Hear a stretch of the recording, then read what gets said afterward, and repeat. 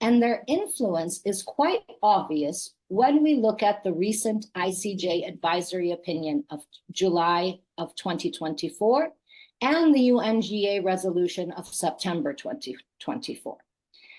Both the advisory opinion and the resolution are heavily influenced by the international community's prevalent conflict management paradigm and decontextualization approach.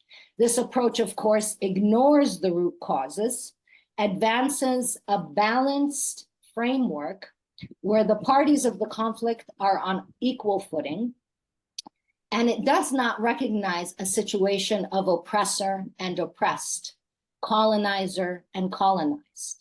The conflict resolution paradigm seeks to manage rather than provide just and durable solutions grounded in international law, principles, and standards.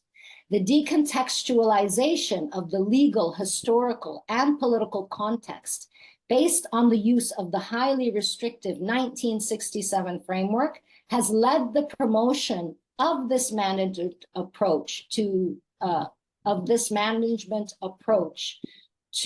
dangerously place restrictions on the fulfillment of the rights of self-determination and return to the entirety of the Palestinian people.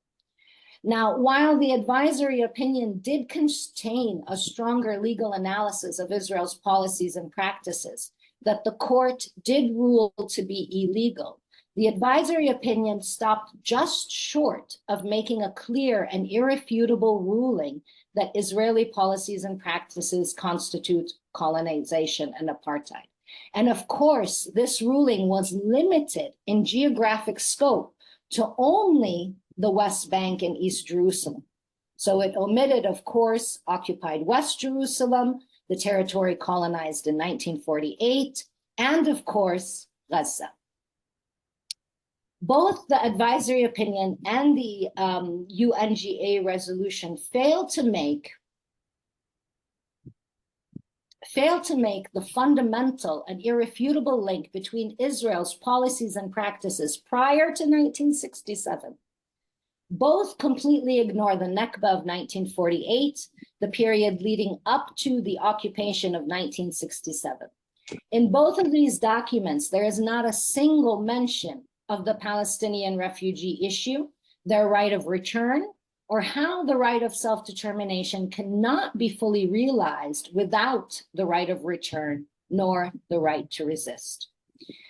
The ICJ advisory opinion and the UNGA resolution use the same watered down, weak language stemming from a decontextualized and limited approach, which resulted in the absence of strong recommendations and practical measures for states to implement in order to hold the Israeli regime accountable. Meaning there is no clear recommendation in the advisory opinion, nor a clear measure in the UNGA resolution for arms embargoes and sanctions against Israel.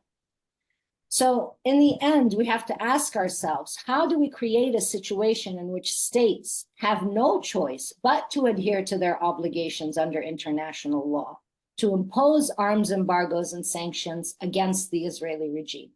And the answer, of course, is through resistance and solidarity.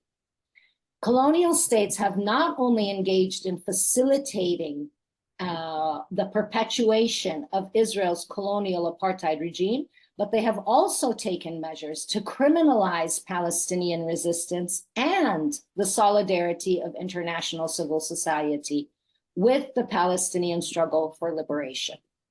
It should be noted that the national struggle of a people for liberation from colonial domination and oppression, from an entity that denies their right of self-determination in return, is achieved with armed and non-armed resistance. And this resistance is recognized and sanctioned by international law. Not only is armed and non-armed resistance recognized as a path to liberation, but the international community is also obligated to support this resistance, meaning that international solidarity with the Palestinian people is both a moral and legal imperative, and must serve the fulfillment of their inalienable rights to self-determination and return.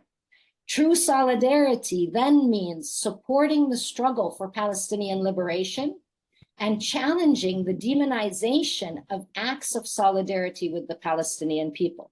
This includes, of course, falsely equating criticism of the Israeli regime and solidarity with Palestine as anti-Semitism, and the delegitimization and criminalization of all forms of Palestinian resistance and the demonization of the Palestinian people. Now, it should be said that the international solidarity movement has been phenomenal.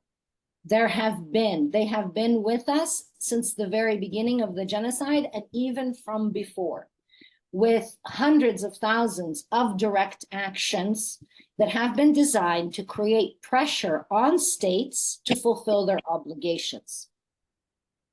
Now, since we're kind of at a standstill and states still refuse to fulfill their obligations, this means that we need an escalation of direct actions that disrupt the status quo and create material costs. So in essence, we have a responsibility both with our resistance and the solidarity of the international community to force states to fulfill their obligations to hold Israel accountable for its international crimes by getting them to implement arms embargoes and sanctions. So I'll stop there and answer any questions that may be directed my way later on. Thank you.